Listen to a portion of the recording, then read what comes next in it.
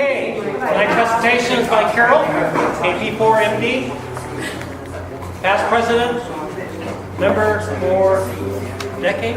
No, not that long. Yeah, I joined in 2006. So it's been 11 years. 11 years, okay. And now our section leader. Okay, thank you very much. I don't claim to be an expert in eclipses, but if anybody here wants to contribute to the talk at any time with anything they know about eclipses that I don't, please go ahead and raise your hand, and we would love you to participate in this as well. So I originally was supposed to be giving a talk on web resources for amateur radio, but Ed here came up with the idea of doing the solar eclipse, so I think is very timely. So I'm going to go just a little bit over what amateur radio, how the solar eclipse can affect amateur radio, and the opportunities that we have to participate in a study that's coming up on the 21st of August. I'm also going to be giving a talk in 2 days at the Samuel Morse Amateur Radio Club. They have their meetings on. They have their meeting this Thursday, and that talk's not going to. I may actually touch a little bit on this, but that talk's going to be more focused on whisper, and we're going to do a whisper demonstration there if anybody's interested. I'm sure it would be wonderful for you to. They welcome visitors to drop in as well. That's at the Carmichael Presbyterian Church down in Carmichael. So this is just to give you a little bit of the geometry of what is happening during the eclipse. There's a diagram here of the sun, and there's the Earth, and there's the moon as it rotates around the Earth. And the point on the Earth where you have a complete blocking of the sunlight is called the umbra. And outside of that area, you have a partial eclipse, and that's called a penumbra. So the actual point of total eclipse is going to be a very narrow point there it's going to be a lot smaller than the area where you have the partial eclipse. And if you notice, the way that the moon is revolving around the Earth, the arrow here shows that this shadow is going to sweep from west over to the east. So it's going to start actually on the west side of the globe and sweep over to the east side before the shadow drops off the Earth. And how were eclipses predicted in history? I always like to throw a little bit of history into these talks. Some of you may recognize what this is. This is from the opening scene from yes, Game of Thrones, exactly. Now what is this thing? This thing is actually something that's called an armillary sphere. And this armillary sphere was a primary astronomical tool that astronomers used before the invention of the telescope. And it's a spherical model of celestial objects, and it's a framework of rings that represent celestial latitude, longitude, and the ecliptic. The ecliptic is an imaginary circle around the Earth, which is the circle that the sun appears to be following as it's going around the Earth. And the astronomers back then took very meticulous measurements of the times of when they saw the moon rising and the sun rising, and they plotted all these numbers on these little rings that were going around this armillary sphere, and they were able to use this to predict when eclipses were going to occur. So it was very empirical. It's really interesting to see that they had two different kinds of spheres. They had one that the center represented the Earth, which is called the Ptolemaic sphere, and then the other one later on was the Copernican sphere, where they actually had the sun in the center and the Earth going around the outside. But it's interesting to see when these things were invented. The first one that we think was invented was in the 3rd century BC. That was a Greek astronomer, Eratosthenes, who invented the armillary for the Greeks. He had a concept that the Earth was round, even when we were told that before Columbus everybody thought the Earth was flat, but that's not true. And he was the first person to actually calculate the circumference of the Earth accurately, and also the tilt of the axis. And this is the type of armillary that he constructed. The Chinese independently also constructed one, invented the armillary sphere. In the 4th century BC, there was a primitive single ring armillary that was used to locate celestial objects. And this is a diagram that I got from Wikipedia of a clock tower that had a mechanically rotated armillary sphere on top of it. And this was from the year 1092 AD. It was completely mechanical. This is just a map here that's showing all eclipses over the continental United States since 1950. And if you notice, the one that's coming up here in 2017 is this one in triangles. It comes in from the west, from over the Pacific Ocean. It's going to hit the around Portland, Oregon, and then it's going to travel in a southeasterly direction, passing pretty much right over St. Louis, Missouri, and then it's going to go out over Charleston, South Carolina, and go out into the Atlantic Ocean. If you look here, it shows you that the last time we had a total eclipse of the sun over the continental United States was in 1979. So this is a very rare occurrence, and you're actually going to have another total eclipse of the sun in 2024. That's only 7 years from now. And that one is this one that's going to come up through Mexico, and it's going to come up through Texas. Now, so this is the one that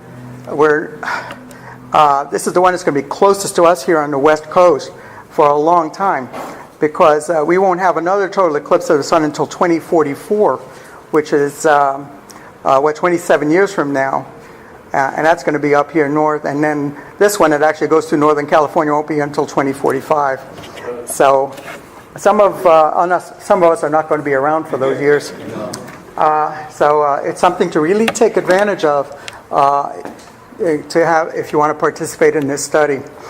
So there's going to be a total solar eclipse that causes the shadow of the moon to traverse the United States, like I said, from Oregon to South Carolina. And that shadow is going to go over the entire United States in just 90 minutes. And there's going to be a partial eclipse visible starting around 1600 UTC. Now, the way you convert this into our local time is you take 7 hours away from that. So that would be right around 9 a.m. our time. And that's going to be visible in Oregon, probably around here too, because we're not too far from Oregon. And then in South Carolina, the partial eclipse is going to end at 2015. And you take away 7 hours from that, it's 13:15 or 1:15 p.m. So it's going to be gone. So you have a short period of time. It's only 90 minutes that you're going to have the full eclipse, the total eclipse passing over the United States.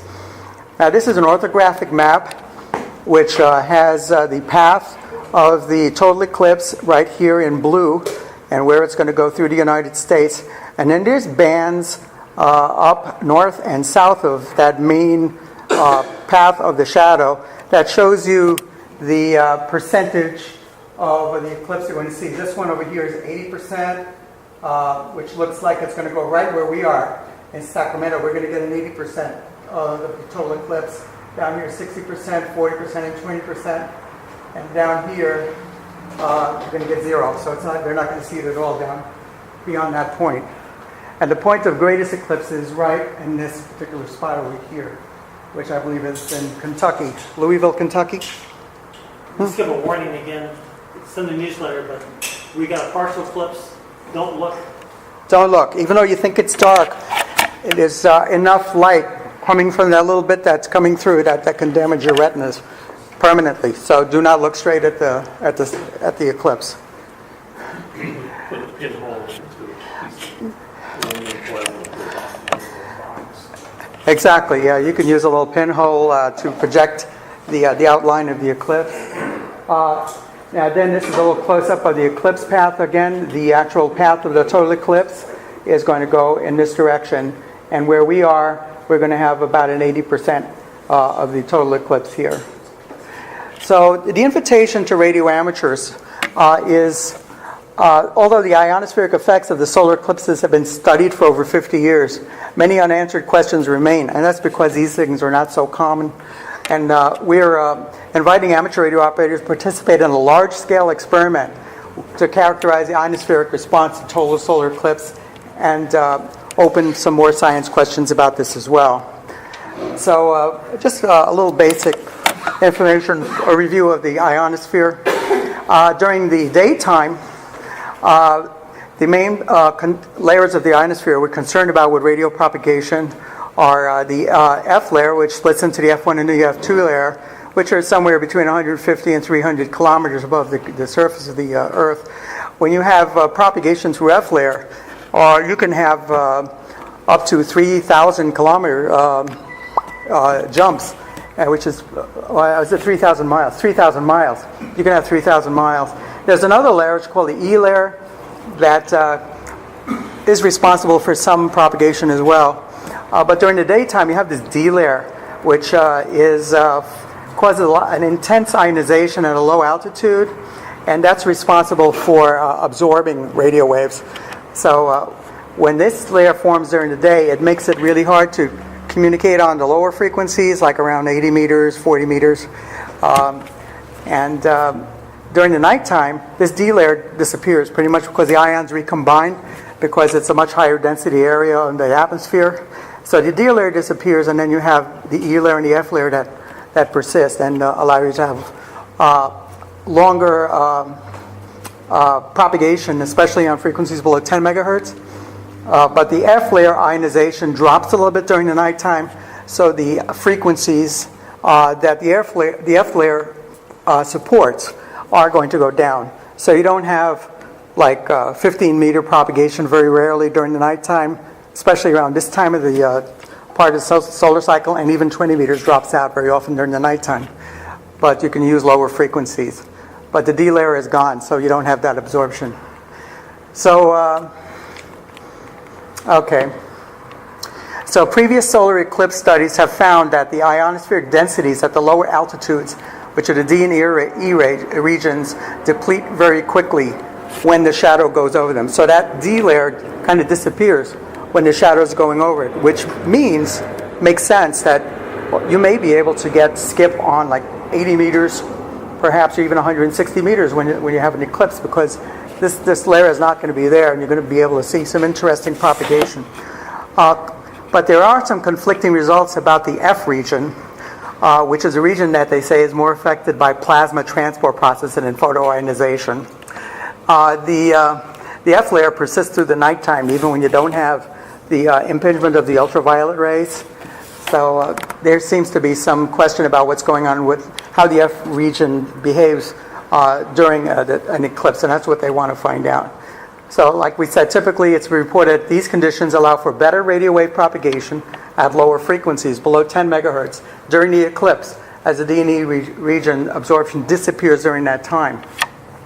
So how can we participate? There's several ways we can. The solar eclipse QSO party is one way, and there's information about this on the webpage hamsci.org/SEQP for solar eclipse QSO party. All the rules and the frequently asked questions are there. The time and the date, it's going to be Monday, 21st of August, from 1400 to 2200 UTC. Again, this is actually starting like an hour or so before the actual coming of the partial eclipse, so that there's a comparison of what the normal propagation is, and then you'll actually see changes as the eclipse comes over your area. And the bands that are going to be used are 160, 80, 40, 20, 15, 10, and 6. We're not going to use any of the WARC bands, which are 60, 30, 17, and 12.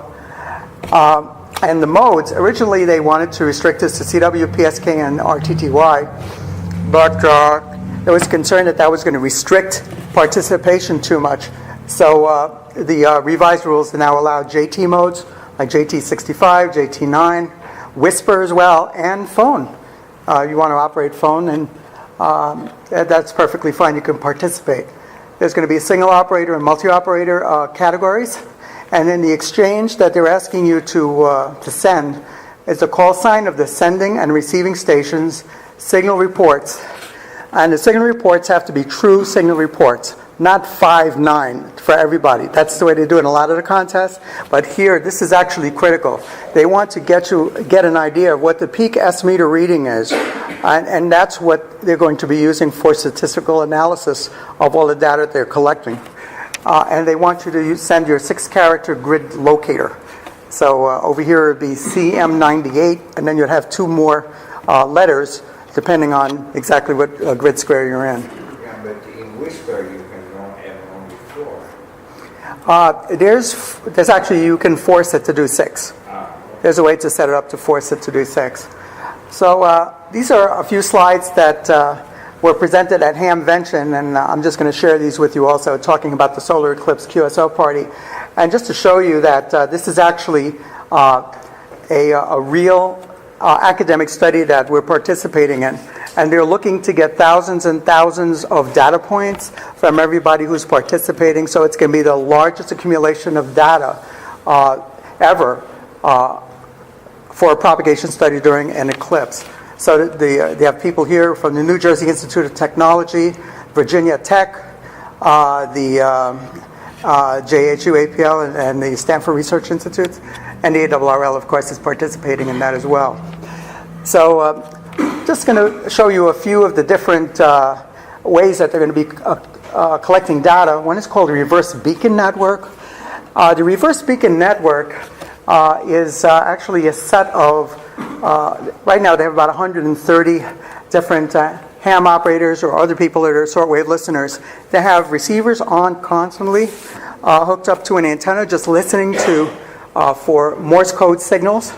And whenever it hears CQ, DE, and then a call sign, it actually decodes that, and it uploads it to this network over here. So it'll show the call sign of the station that sent that CQ, the call sign of the station that received it, and it's going to also put a signal-to-noise ratio up there, which actually measures the strength of that incoming signal.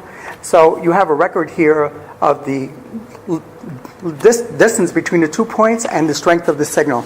So this is statistically important information, and they're going to be accumulating all that data during the study and trying to analyze it. So during a solar flare, this was an example of what happens to this network, the Reverse Beacon Network, during a solar flare. When you have normal conditions, you have all of these different kinds of spots that are plotted on the map, because they also plot the station locations and the paths on the map. During the solar flare, during the peak, you can see that there's a lot fewer connections here because of the disruption of the signal. Now, anybody could go to this website and look at this. This is you just put in Google a Reverse Beacon Network, or it's reversebeacon.net, and you can plug in any call signs and see how many times they've been spotted and their signal strengths, or you can just bring up the map and see who's operating at the time. So if you're a CW operator, this is a way that you can participate as well. Other information is going to be the Whisper network. Has anybody here operated ever a Whisper? One person operated Whisper. 2. Okay, well, Whisper is Weak Signal Propagation Reporter Network. This has been in operation since 2008, and right now there's a database online that has 535 million spots, and 44 gigabytes of data is there. This is a picture. I took this picture just last month when I was at my vacation condo over there in San Juan, Puerto Rico. And this was the station I was using on Whisper. It's this little laptop computer right here. It's a little netbook. I was running the WSJTX program on there. This is a list of all of the different stations that I had decoded and I was uploading to the internet. This is the waterfall. And this over here is the radio I was using to connect to receive and transmit with. This is a KX3. I had it set to transmit only 5 watts. I found that I had very good operation with this, just with direct connection from the microphone and the headphone jacks here on the radio directly into the microphone and headphone jacks here on the Elecraft. This may not work all the time with some radios. You need to use an interface like this Signal Link or Rig Blaster to avoid problems with ground loops that can cause hum to get in there or some kind of RF distortion. But with this particular setup, I didn't even need that. So it was very simple, And I have to say that with this setup, I was, during the 2 weeks that I was there in Puerto Rico, I was spotted about close to 30,000 times by other stations, and I uploaded, by decoding the stations, I heard about 7,000 spots during that time. And I wasn't operating continuously all the time either. The antenna that I used was a 9-foot whip that was just attached to the balcony rail, steel balcony rail. It's a Buddistick antenna, which is a loaded single stick antenna, and it worked very well. And this is just an example. I took this screen grab yesterday, and this is the WSPRnet website, which is WSPRnet.org. And you can plug in, here I put in my call sign. I've been operating WSPR, and I just said how many spots did I receive over the past 12 hours, and there's my location right there, and then these are all the different stations that copied me or that I copied in that time. Now for each of these spots, the WSPRnet database also has the strength of the transmission, which is coded in dBm, and the signal-to-noise ratio. So there's quantitative data there, which reflects the condition of the propagation path during that time. How much power were you about? Just 5 watts. Again? Yeah, just 5 watts, and I was using an omnidirectional antenna. It was just a wire antenna, 140 feet in a square. That was my 40-meter full-wave loop. Now, the PSK Reporter is another database. This one does not work with WSPR, but it works with a lot of other different modes. And what you do is, if you're running that same program that I showed you there, which was the WSJTX, you can use that program on JT65 or JT9 or FT8, a lot of these other modes. When you're running that program, it'll take all of the signals within that segment that you're decoding, and it's going to upload them to this database. So you can see spots where these are all stations that you're transmitting, receiving, or both on PSK 31. This is set for PSK 31 on 20 meters. And you can see you could set it for any of these different digital modes as well. So this database also, anybody could look at this map, pskreporter.info. So this is going to be another source of the data that they're going to be using for this study during the eclipse. So this is just an example of the ionospheric effect from another total solar eclipse that occurred back in 1999 over Europe. And they have a model of the electron density right over the spot where the eclipse shadow was. And as you can see, there's like a hole in the ionosphere there, because the electron density really dropped right exactly where the shadow was.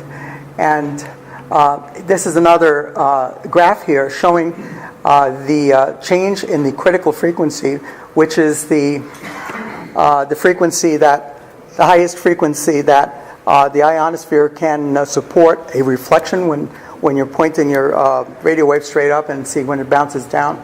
And with time going from local time from 4 a.m. up to 1800, which would be like 6 p.m. As this is the normal curve that you expect to see, this blue line.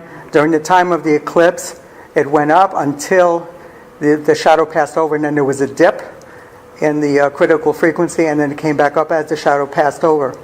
So you can expect that the ionosphere at this point, where the shadow is not going to support the highest type of frequency you would normally see during the daytime.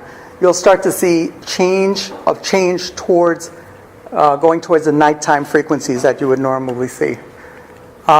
Here's another diagram. This is from Ward Silver N0AX to show you the effect of the eclipse on the solar UV radiation.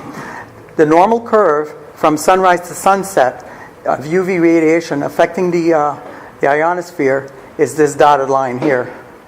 When you have an eclipse, you'll start to see it go down until it reaches total eclipse, and then you have essentially the same level as if you're in nighttime, and then it comes back up as the shadow passes. Again, this is just So you remember the thing that's going to really disappear here is the D layer. The E layer will probably go away a bit, and you're going to be mostly left with the effects of the F1 of the F layer, as if it were nighttime. So that's going to be interesting. So what the proposal here is let's flood the HF airways with signals. Generate a lot of QSOs during that time. Usually weekdays are very light as far as operation on HF, and they want to turn that around for this particular time because it's a very important study that they're trying to get some really good data with this. And I understand some of us are working and we're not able to do QSOs at that time. But what I'm planning to do is I'm going to be having my Whisper station on, and I'm going to operate it remotely from my office, which I can do. It's quite easy to do that. So I'll be able to contribute and also to observe what's happening that way. But you can have Whisper with the JT program. You have it operated automatically. You receive and transmit only that you have. I don't know what percentage they want to have, because you know that you can set up how many times in an hour you Exactly. Yeah, if you want to go back to that, I'll show you. This is a very useful program. You do not have to be on top of this thing when it's running. All you have to do is you can set this to hop onto different bands, and any of the bands that you want, as long as you have a multi-band antenna that will handle changes in frequency from the radio. And you can set it to transmit anywhere from 0% of the time, which would be just strictly receiving, up to 100% of the time, which is not really recommended, because you're going to run your transmitter 100% duty cycle, which is not good. It'll probably overheat. The normal setting that we have is around 20%. That's typically what we do. But thank you very much for sharing that. Now I can operate... Yeah, because with the internet, then you rely to the WSPRnet, so you rely what you are receiving, because in the time that you are not transmitting, you are relying to the WSPRnet, to the internet, what you are receiving. Everything receiving is automatically going set up to through the internet to the database. And you can't transmit unattended beacons apart from I'm sorry? You can't transmit unattended beacons apart from the 10 meters. So you could be receiving, but you can't send. Yeah, you can't do this unattended, but you can. I can have this set up at home and be watching it through TeamViewer, which is what I do. I'm in my office. I'm not actually in my station, but I have access to terminate it if I need to at the moment, if I see anything going on with it. So it's a remote operation, and that's perfectly legal to do. Okay, so again, just going over what the QSO party is going to be. Again, August 21st from 1400 or at 7 o'clock a.m. our time up until 2200, which would be that's 22, take away 7, that's 15, that would be like a 3 p.m. our time. And it's going to be like a contest operation. You get 2 points for CW digital, 1 point for phone contacts, and you will multiply your total contact points by the number of grid squares. And then the exchange is your really true signal report, RS, or a T if it's going to be one of the CW. And then the 6-character grid square. And then the data sources are going to use a reverse beacon network, PSK Reporter, the WSPRnet, and then there's going to be logs. You can submit a log, use any program that's compatible with one of the VHF contests, and they will accept that, and that's going to be uploaded through the website, and they'll have information on how to do that. So you get bonus points. If you operate for the entire period of the QSO party, you get 100 points extra. If you're outdoors, so you can see the Eclipse, another 100 points. If you're in a public venue, you get another 100 points. If you provide detailed station operation information, antenna design characteristics, your terrain profile, estimated ground connectivity, and your effective radiative power relative to a dipole, then you get an extra 50 points. Now, if you do a wideband reverse beacon network, PSK Reporter, or WSPRnet, during the contest, you can get extra values, points, which they're still going to work out. And you get bonus points for being spotted by any of those spotting networks as well. So as we're talking, any logging software that supports the ARRL VHF contest exchange can also be used, or the N1MM. There's going to be a special module for the Solar Eclipse QSO party. And then the instructions are going to be at hamscience.org/SEQP. And you're going to be able to download a participation certificate, and the final scores will be posted on hamsci.org. So the data from these efforts are going to be helpful to science and to ham radio, and everyone should have an opportunity to participate, and it's one way to help out. But there's several other ways to help out. If you don't operate HF, there are other ways that you can participate, and we'll talk a little bit about that now. You could measure the HF path Doppler shifts on WWV or CHU caused by eclipse motion across the ionosphere. That requires you to have a receiver that's extremely stable that can measure 1 hertz or fractions of a hertz, because you're not going to have very much shift from the movement of the ionosphere. But that's one thing that's possible if you have that kind of equipment. If you have a wideband receiver of the entire HF spectrum, you can make a recording of that. That would be, I guess, some of the newer flex radios that can take a big chunk of the HF spectrum, and you can make a recording of that entire spectrum. They can use that as well, because you'll be able to see during the course of the eclipse the change in the frequencies that are being supported. You'll be able to visibly see that as well. You could set up a reverse beacon network receiver. There's a software that you can use, hook up to your HF receiver to do that. It's not free, unfortunately, but if you're interested, you could do that. And you could participate in VLF and LF receiver experiments. I don't know, anybody here into very low frequency or low frequency, the loafers? Now down around 100 kilohertz, 400 kilohertz. It's really hard to do that around here because things like switching power supplies, computers, operate right around those frequency ranges, and they create a lot of hash and a lot of interference. So it's really hard to get good reception there, especially if you have a small antenna, unless you're out somewhere in a rural area where you don't have this stuff around that's causing interference. Even Beverage about a mile long. Beverage a mile long, and you're going to have to turn off all of anything that uses switching power supplies. Or you're going to have to majorly reduce a lot of that type of source of interference in your home. You can listen to AM broadcast stations also. That's an easy thing to do. If you notice, during the nighttime, you can hear AM broadcast stations from really far away because there's good propagation.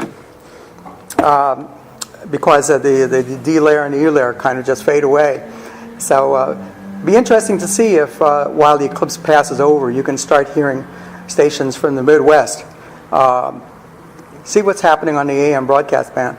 And if you go to the website, they go into more detail on how you could perhaps gather some data that would be useful for this study on that and record it and submit it as well.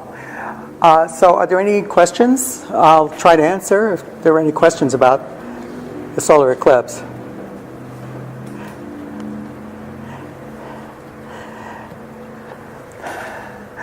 Well, there's some more information about the eclipse. Here are a number of websites.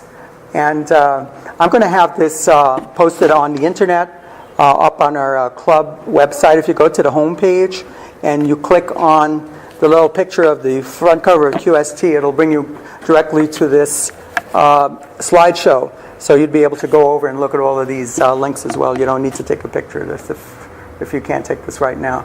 And there's going to be more information, of course, on www.hamsci.org/SEQP. So thank you very much, and that's the end of the presentation. Very well done.